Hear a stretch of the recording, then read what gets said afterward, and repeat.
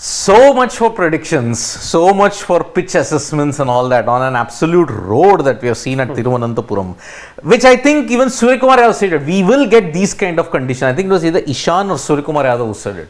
And they have been proven right. I mean, 235 for 4. Australia will attempt a third highest chase in T20I history if they do it, because South Africa, I think, once chased down 259 against the West Indies. Australia themselves chased down 245 against New Zealand, but that was a audaciously small ground in Auckland. Here they'll have to chase down 236. And looking at the way, Yashasvi Jaiswal yet again, 53 of 25 balls, 212 strike rate. Ruturaj Gaikwad, surprisingly 58 of 43, 134 strike rate.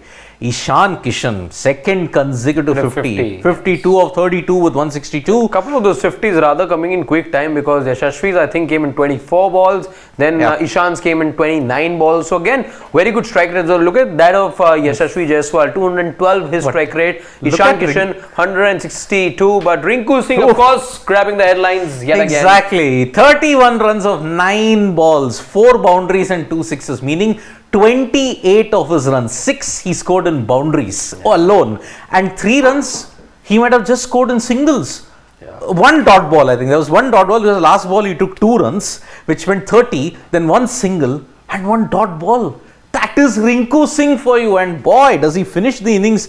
The way how he maintains his calm and composure. I mean, I remember one delivery that Ellis bowled, full delivery, I mean full toss, just steered it, used the pace. Guided it. Again, there was a loosener from Ellis. Ellis didn't really have a good day today. 4 overs for 45. 3 wickets though for Nathan Ellis. But look at Sean Abbott.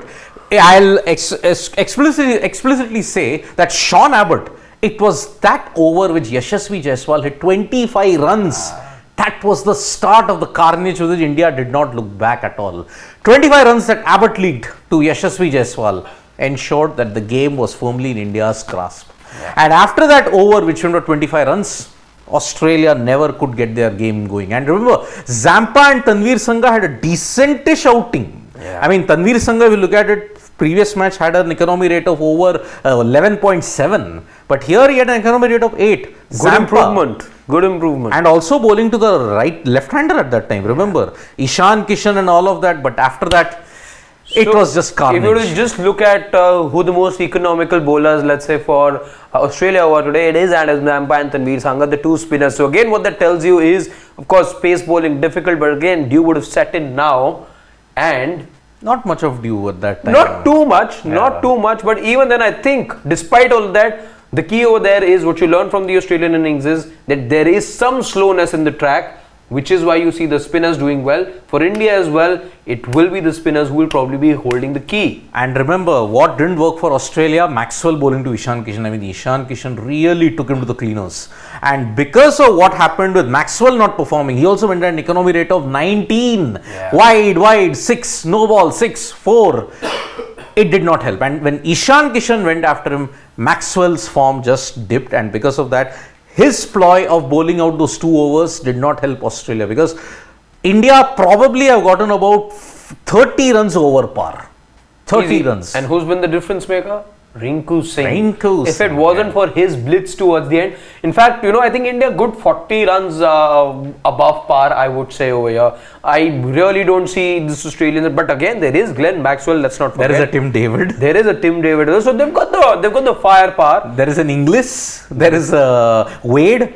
They have got power hitters galore for this particular kind of a chase also. So 236, it can happen, but I think on this wicket, Indian conditions, I mean, Australia, let's admit it, they're also coming off, and even the second string team, they're also coming off a bit of a hangover if you have to look at it. As I had mentioned, theirs is a much better hangover, by the way. Yes, but that's why they've got 2 World Cup winners in addition now, Adam Zampa and Glenn Maxwell, in addition to Steve Smith. So 236, the first ball is about to be bowled. But if India are to defend this total, because again it's a good batting track, and I still feel India can defend this by a decent margin, you need discipline from Arshdeep and Prasidh. By the way, Arshdeep did try to go for that wide Yorker last time around, didn't always come off. With Prasidh Krishna, again there were a lot of looseness that we saw from him the other time in Vizag. Today here in, rather I would say, batting conducive conditions, You really got to maintain your discipline. Fast bowlers, if you were to look at Australia, again, didn't really have an ideal outing. They were taken to the cleaners. For India to be able to defend this, you need disciplined bowling from Arshdeep and Prasad Krishna. Exactly. So the first ball is about to be bowled Arshdeep, and it's a wide down the leg side. Sometimes he struggles to control the swing, and also the wide Yorkers previously used to nail it. Now somewhere down the line he's not nailing it. But again, it promises to be a very interesting chase. Australia, I don't think will go down with a whimper. I think they might fight, but I think it'll be like this. Maybe 10 overs, 126, but for 7 or 8. Maybe that might be the situation. It will be an all-out approach from Australia. They'll just go for it. If it doesn't pay off, they lose wickets, fine. They'll be 0-2 down. But remember, bilateral series, if Australia has an indication, they don't give any damn thing about it. They want to turn up for the main World Cup. That's what they do. So thank you so much, folks, for joining us. It's been an action-packed day already. We'll be back with more updates on sports today. Tap that bell icon so you know when we go live. And don't forget, we're on Facebook, Twitter and Instagram as well. From me and Harshad, we'll join you for the match end.